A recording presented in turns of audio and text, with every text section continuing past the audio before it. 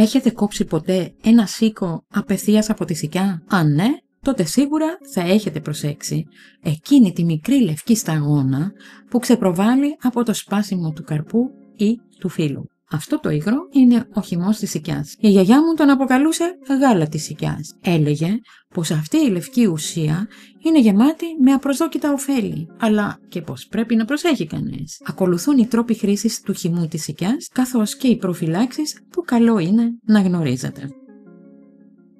Είστε στο πολυθεματικό κανάλι Μέα Κόλπα και πριν συνεχίσουμε θυμηθείτε να κάνετε εγγραφή όσοι δεν το έχετε ήδη κάνει, να μας δώσετε ένα like, να κοινοποιήσετε το βίντεο και να ενεργοποιήσετε το καμπανάκι για να ενημερώνεστε άμεσα για τα καινούργια βίντεο.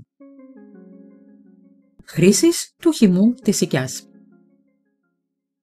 1. Για τις μυρμηγκές. Ο χυμός της σικιάς, γνωστός και ως γάλα σικιάς, είναι ένα ισχυρό φυσικό γιατροσόφι για τις μυρμηγκές. Εφαρμόστε μια πολύ μικρή σταγόνα χυμού απευθείας πάνω στη μυρμηγκιά, χρησιμοποιώντας μια μπατονέτα. Επαναλάβετε 1 ή 2 φορές την ημέρα έως ότου εξαφανιστεί. Προσοχή! Μην εκθέτετε την περιοχή στον ήλιο μετά την εφαρμογή. Να αποφεύγετε η επαφή με τα μάτια ή τους βλενογόνους. Αν έχετε ευαίσθητο δέρμα, κάντε πρώτα δοκιμή σε μικρή περιοχή. Ο χυμός είναι πλούσιο σε ένζημα και μπορεί να προκαλέσει ερεθισμούς. Γι' αυτό χρησιμοποιήστε τον με φροντίδα και σεβασμό.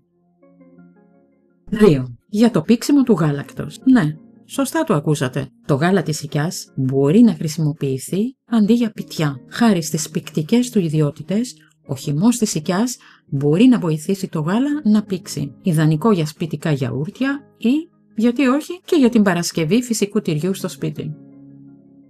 3. Αντιμετώπιση δερματομυκητίασης. Χάρη στις αντιμυκητιακές ιδιότητές του, μπορεί να βοηθήσει στη φυσική αντιμετώπιση μυκητιάσεων όπως η δερματοφυτίαση.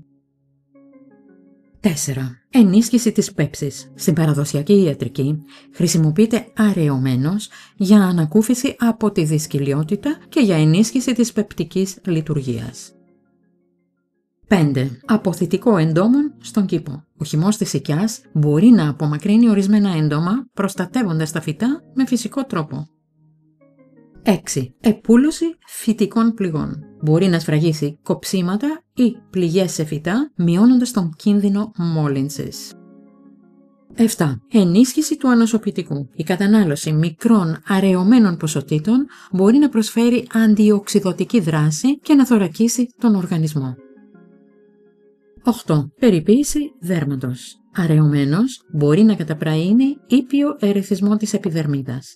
Πάντα να γίνεται πρώτα δοκιμή ευαισθησίας.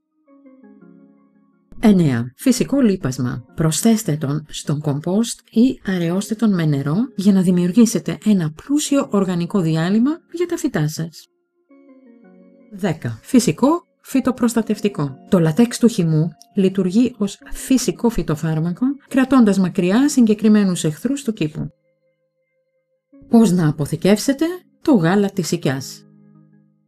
Άμεση χρήση. Ο φρέσκος χυμός της σικιάς είναι και ο πιο δραστικός. Ιδανικά, χρησιμοποιήστε τον μέσα στις πρώτες ώρες μετά τη συλλογή. Βραχυπρόθεσμη αποθήκευση. Αν θέλετε να τον κρατήσετε για μερικές μέρες, βάλτε τον σε γυάλινο βαζάκι που κλείνει αεροστεγός και τοποθετήστε τον στο ψυγείο. Διατηρείται για περίπου 5 με 7 μέρες. Αποφυγή κατάψυξης. Η κατάψυξη μπορεί να αλλοιώσει τις ιδιότητες του χυμού και να μειώσει την αποτελεσματικότητά του. Φροντίστε να τον διατηρείτε στη φυσική του κατάσταση, χωρίς ψήξη ή επεξεργασία. Σημαντικό. Αλλεργικές αντιδράσεις. Ο χυμός της σικιάς περιέχει λατέξ, μια ουσία που μπορεί να προκαλέσει ερεθισμό ή αλλεργική αντίδραση στο δέρμα. Πριν από οποιαδήποτε εφαρμογή, κάντε ένα τεστ ευαισθησίας σε μικρή περιοχή. Συμβουλευτείτε ειδικό. Αν σκοπεύετε να χρησιμοποιήσετε τον χυμό για θεραπευτικούς σκοπούς, καλό είναι να μιλήσετε πρώτα με επαγγελματία υγείας, ώστε να σιγουρευτείτε ότι είναι κατάλληλος για εσάς. Ορθή χρήση και προφυλάξεις. Πάντα να φοράτε γάντια κατά τη χρήση του χυμού και αποφύγετε την επαφή με μάτια και βλενογόνους, γιατί μπορεί να προκαλέσει έντονο ερεθισμό. Τελειώνοντας, να σας υπενθυμίσω πως στο κανάλι μας υπάρχει αναλυτικό βίντεο για τα σίκα. Τον σχετικό σύνδεσμο θα τον βρείτε στην περιγραφή.